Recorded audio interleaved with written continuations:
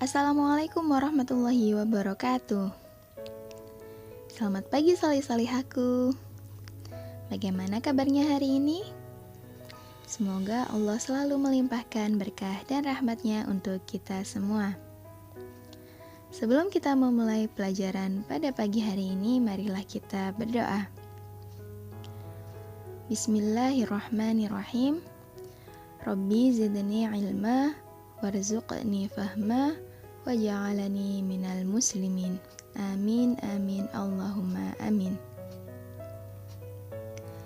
Pada pembelajaran pagi hari ini, kita akan belajar tentang struktur dan fungsi pada tumbuhan. Ikuti pembelajaran hingga selesai dan kerjakan tugasnya. Mari kita mulai.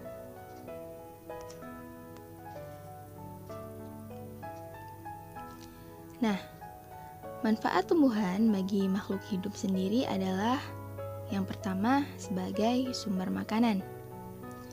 Contohnya ada padi, jagung, dan sagu. Yang kedua, bahan membuat baju. Contoh kapas. Yang ketiga, bahan obat-obatan. Contohnya jahe, kunyit, dan temulawak.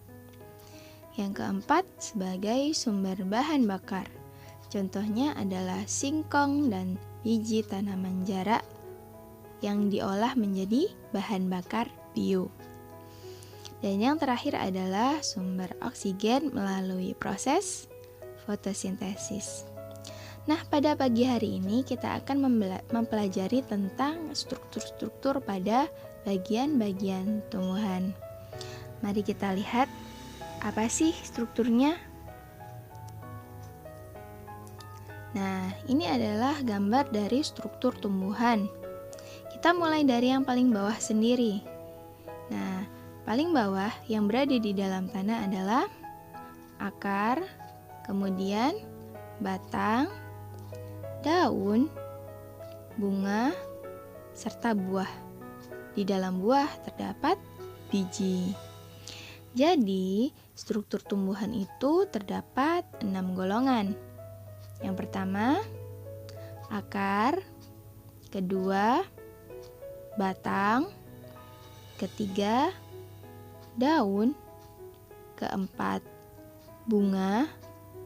Kelima, buah. Dan yang terakhir, biji. Mari kita bahas satu persatu. Yang pertama adalah akar. Fungsi akar sendiri adalah yang pertama, menancapkan tumbuhan ke dalam tanah.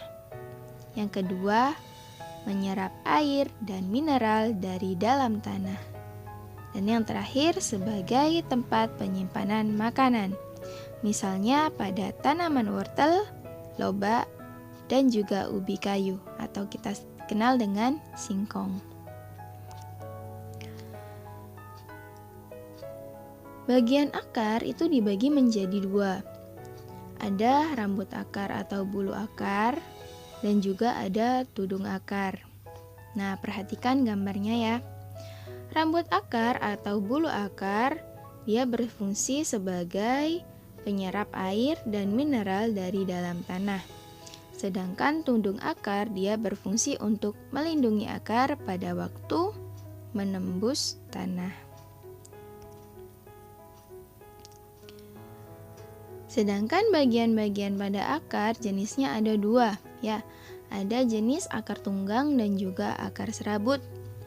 Nah, akar tunggang sendiri adalah terdapat pada tanaman dikotil. Dikotil adalah tanaman yang berbiji dua, memiliki kambium, pembuluh xilem dan floemnya tersusun melingkar. Xilem sendiri adalah pengangkut air dan mineral, sedangkan floem adalah pengangkut hasil fotosintesis. Serta dia memiliki akar utama yang kemudian bercabang. Perbedaannya dengan akar serabut, kalau akar serabut sendiri terdapat pada tanaman monokotil. Tanaman monokotil adalah tanaman yang berbiji tunggal, tidak memiliki kambium, pembuluh xilem dan floem tersebar secara acak, ya, terlihat sendiri karena bentuknya sendiri acak ya. Kemudian berbentuk serabut yang menyebar dari bawah batang. Nah, itu adalah perbedaan dari akar tunggang dan akar serabut. Yang kedua adalah batang. Nah, berikut adalah fungsi dari batang. Yang pertama adalah sebagai tempat tumbuhnya daun, bunga, dan buah. Kemudian untuk mengangkut air dan mineral dari akar menuju ke daun. Dan yang terakhir adalah sebagai tempat penyimpanan cadangan makanan. Misalnya adalah ketela rambat dan juga sagu.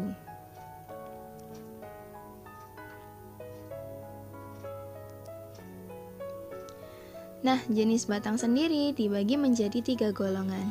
Ada batang basah, batang berkayu, ada batang rumput. Batang basah sendiri adalah batang tumbuhan yang lunak dan berair, seperti tanaman sawi dan juga bayam. Sedangkan batang berkayu adalah batang yang terdiri dari kayu. Contohnya adalah pohon mangga dan juga pohon jambu. Dan yang terakhir adalah batang rumput. Batang rumput itu memiliki batang yang berruas-ruas dan berongga. Contohnya adalah kangkung dan juga eceng gondok. Yang ketiga yang kita akan bahas yaitu tentang daun. Nah, daun sendiri adalah organ terpenting bagi tumbuhan. Karena di daun itu fungsinya untuk sebagai tempat pembuat makanan atau dikenal dengan istilah fotosintesis. Jadi tumbuhan itu tidak memakan atau istilahnya membuat makanan sendiri yang disebut dengan autotrof.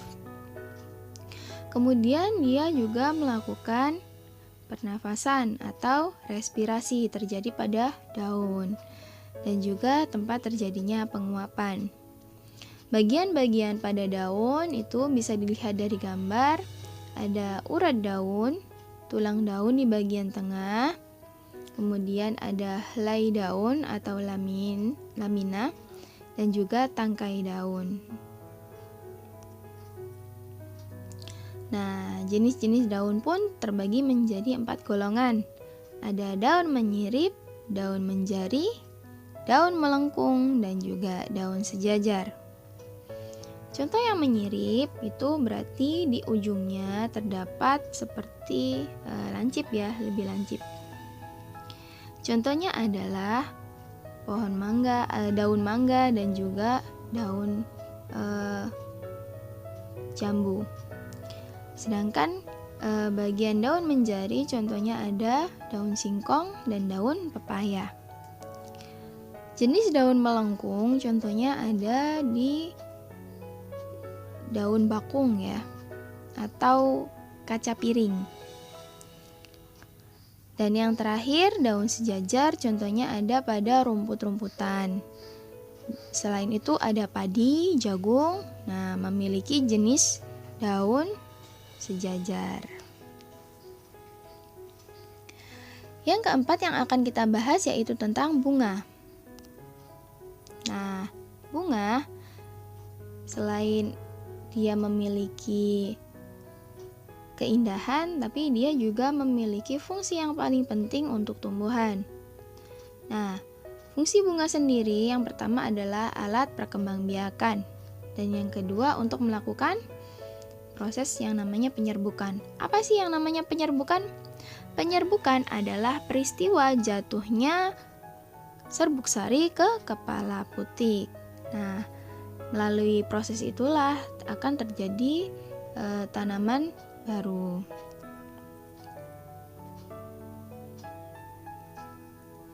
Nah, berikut adalah bagian-bagian dari bunga. Nah, bisa dilihat sendiri ya.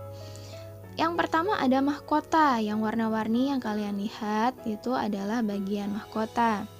Kemudian ada kepala sari. Kepala sari itu di dalamnya terdapat serbuk sari.